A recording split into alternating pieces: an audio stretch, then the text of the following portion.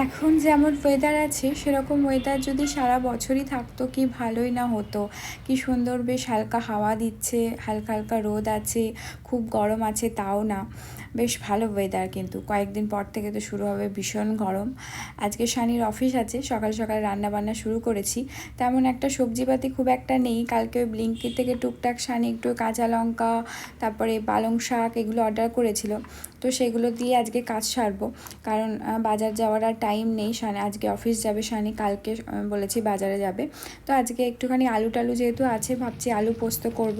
আর আলু পোস্ত তো বেশ ভালোই লাগে খেতে, আর শানির অফিস যাওয়ার সময় বেশি খিচির খিচির খেতেও যায় না, তো আলু পোস্তটা তো করবই। সাথে একটু ডাল করে দেবো ভাবছি আজকে, আর মুসুর ডাল করব না আজকে, একদম মুগ ডাল বানাবো ভাবলাম।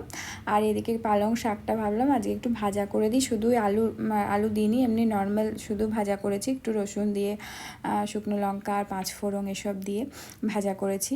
আর এদিকে আলু পোস্তটা বানাবো, একটু ডাল করব, ডিম আছে রাখা, তো ডিম ভাজা করে দেবো ভাবছি আজকে। আর সেদ্ধ খাবো না, মানে করবো না, ভাজাটাই করে দেবো।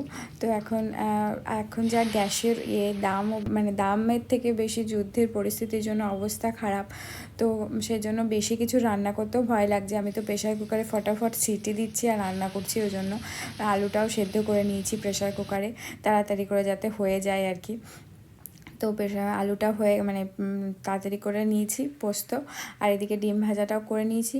সাথে ভাবলাম একটুখানি পাঁপড় শাঁকা করে দিই, যেটা শানির খুব ফেভারিট, বেশ ভালোবাসে। তো মেনু তো রেডি, শানিকে খেতে দিয়ে দিয়েছি, আমি স্নান করে পুজো করে ব্রেকফাস্ট করে নিয়েছি। আমি এত তাড়াতাড়ি ভাত খাবো না, ও চলে যাওয়ার পর একটু কাজ সারবো, তারপরে খাওয়া দাওয়া করব।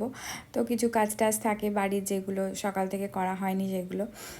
তো চলো, ব্লগটা কেমন লাগলো তোমরা অবশ্যই জানিও, দেখা হবে পরে ব্লগে।